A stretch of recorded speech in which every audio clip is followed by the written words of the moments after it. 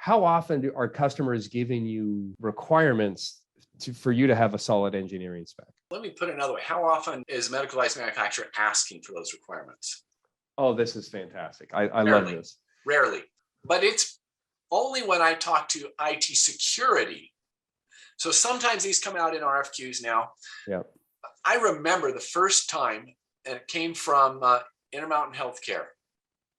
I got an RFQ that said, must have an individually revocable certificate on every device. Yes, I love it. Okay.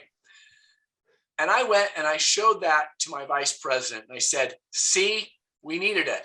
He says, you probably just like that with those eyes.